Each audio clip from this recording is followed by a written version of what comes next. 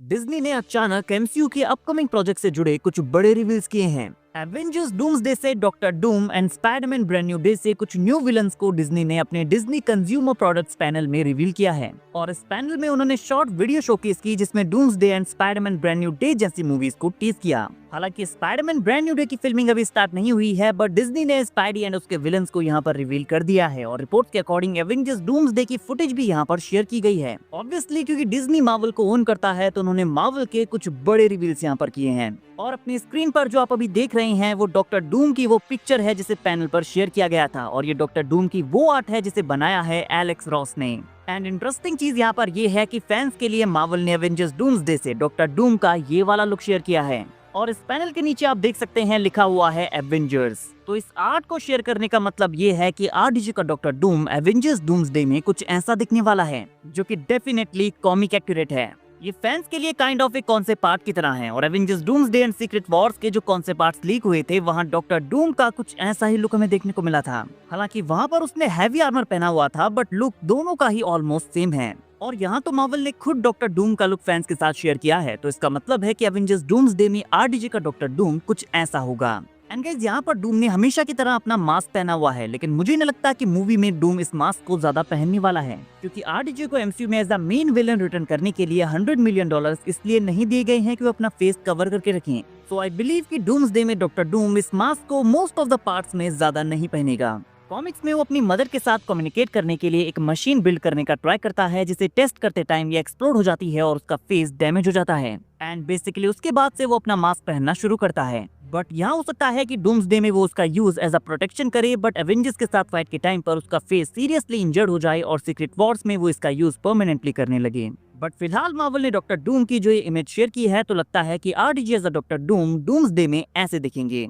Guys आपका इस look के बारे में क्या कहना है कमेंट करके बताइए। नाउ गाइज डिज्नी ने इस पैनल में स्पाइडरमैन ब्रांड न्यू डे को भी टीज किया है, जहां पर इस शॉर्ट वीडियो में मूवी के 3 न्यू विलन्स को रिवील किया गया है, जिससे लगता है कि ये मूवी एक्चुअल में स्ट्रीट लेवल मूवी होने वाली है। और ये फर्स्ट विलन जो है वो एमसीयू के एक और विलन जस्टिन हैमर को भी एमसीयू में वापस ला सकता है, क्योंकि उन दोनों का आपस में कनेक्शन है।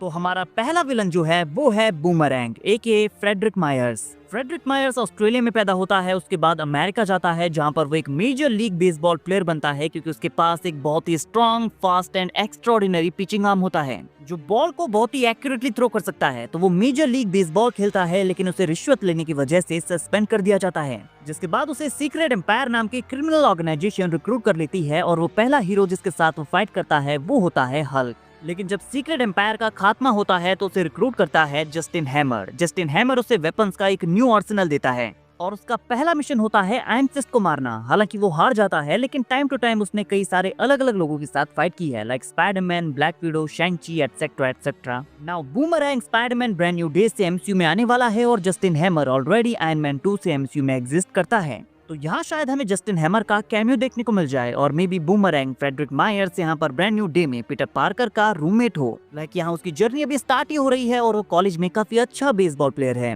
नाउ एक और विलन जो यहाँ पर शो किया गया है और वो ऑलरेडी एमसीयू में दिखाया जा चुका है, वो है स्कॉर्पियन एके मैक गार्गन। तो फाइनली स्पाइडरमैन होमकमिंग के पोस्ट क्रेडिट सीन को यूटिलाइज किया जाने वाला है, जहां पर हमें स्कॉर्पियन एंड वल्चर प्रिजन में देखने को मिले थे। इस पोस्ट क्रेडिट सीन को आए अभी काफी टाइम हो गया है, तो हमें लगा था कि शायद स्कॉर्पियन हमें वापस देखने को नहीं मिलेगा, लेकिन फाइनली मैक गार्गन वापस आने वाला है। नाउ वो लास्ट विलन जो यहाँ पर शो किया गया है वो है टूम्बस्टोन एके लॉनी लिंकन। नाउ टूम्बस्टोन के बारे में हमने काफी सारे र्यूमर्स सुने थे, और अगर ऐसा है तो इसका मतलब है कि मिस्टर नेगेटिव भी स्पाइडरमैन ब्रांड न्यू डे में फीचर किया जा सकता है, क्योंकि इसके ऊपर भी हमने काफी सारी अपडेट सुनी है। बट फिलहाल टूम्बस्टोन, स्कॉर्पियन एंड बूमरैंग वो 3 विलन्स हैं जिन्हें डिज्नी ने अपने इस पैनल में कंफर्म कर दिया है। एंड गाइस इतने सारे ग्राउंड लेवल विलन्स को देखकर लगता है कि स्पाइडरमैन ब्रांड न्यू डे एक स्ट्रीट लेवल मूवी होने वाली है, जहां स्पाइडी न्यूयॉर्क सिटी में होने वाले क्राइम्स को रोकेगा और इसी जर्नी में वो कई सारे विलन्स का सामना करने वाला है। And I love this idea.